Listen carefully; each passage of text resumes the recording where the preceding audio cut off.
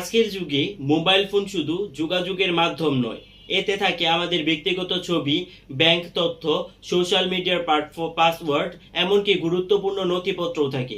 কিন্তু হঠাৎ যদি আপনার মোবাইল চুরি হয়ে যায়, তখন আতঙ্কে অনেকে জানেন না সঠিক পদক্ষেপ কি হওয়া উচিত, এবং সময় মতো সঠিক ব্যবস্থা নিলে আপনি মোবাইল ফেরত পাওয়ার সুযোগ বাড়াতে পারেন এবং ব্যক্তিগত তথ্যের অপব্যবহারও আপনি ঠেকাতে পারেন।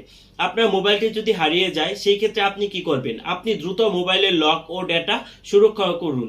Android phone Google find my ডিভাইসে লগ ইন করে ফোন লক বা এরেজ করুন।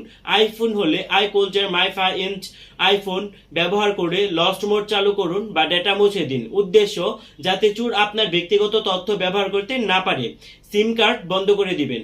মোবাইল অপারেটর কাস্টমার কেয়ারে কল করে সিমটি বন্ধ করে দিন। প্রয়োজনে নতুন সিম ইস্যু নিন, কারণ bank OTP, social media log in code ইত্যাদি চোরের হাতে না পড়ে।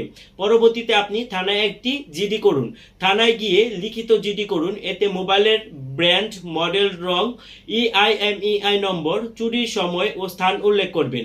অনলাইন জিডি, বাংলাদেশ পুলিশের ওয়েবসাইটে গিয়ে লস্ট রিপোর্ট ফর্ম পূরণ করে অনলাইনেও আপনি আবেদন করতে পারবেন। জিডি করার কারণ, আইনি প্রমাণ রাখা ও ভবিষ্যতে মোবাইল ট্র্যাকিংয়ে সহায়তা পাওয়া।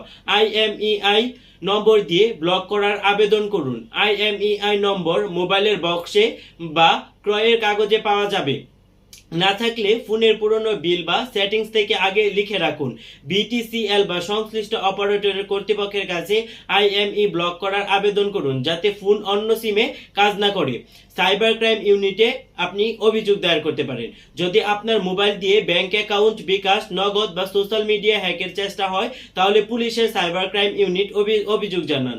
ডিজিটাল নিরাপত্তা আইন অনুযায়ী চুরি হওয়া ডিভাইস দিয়ে অপরাধ করলে সেই অপরাধের দায়ও চোরের উপর যাবে। চুরির পর ফোন ট্র্যাকিং চেষ্টা করুন। Find my device, find my iPhone app দিয়ে লোকেশন চেক করুন। পুলিশের অনুমতি ছাড়া নিজে চোরের কাছে যাওয়ার চেষ্টা করবেন না, এটা অত্যন্ত ঝুঁকিপূর্ণ। ব্যাংক ও ই ওয়ালেট সিকিউরিটি আপডেট করুন। মোবাইলের সাথে যুক্ত সব ব্যাংক অ্যাপ, বিকাশ, নগদ, রকেট ইত্যাদির পাসওয়ার্ড পরিবর্তন করে ফেলুন। প্রয়োজনে ব্যাংকে লিখিতভাবে জানান যে আপনার অ্যাকাউন্ট সাময়িকভাবে সুরক্ষিত রাখা হয়। গুরুত্বপূর্ণ টিপস হিসেবে আমি বলতে পারি, মোবাইল কেনার পরপরই আইএমইআই নম্বর লিখে নিরাপদে রাখুন। ফোনে স্ক্রিন লক, ফিঙ্গারপ্রিন্ট বা ফেস আইডি ব্যবহার করুন। সোশ্যাল মিডিয়া বা অনলাইনে চুরির খবর বেশি শেয়ার না করে সরাসরি আইন শৃঙ্খলা বাহিনীকে জানান। মোবাইল চুরি হলে সবসময়ই সবচেয়ে বড় অস্ত্র। যত দ্রুত পদক্ষেপ নেবেন, তত বেশি সম্ভাবনা থাকবে ডিভাইস ফেরত পাওয়ার। আমার ভিডিওটি আপনাদের কেমন লাগলো সেটি অবশ্যই আপনারা আমাকে কমেন্ট সেকশনে জানাবেন। ধন্যবাদ সবাইকে।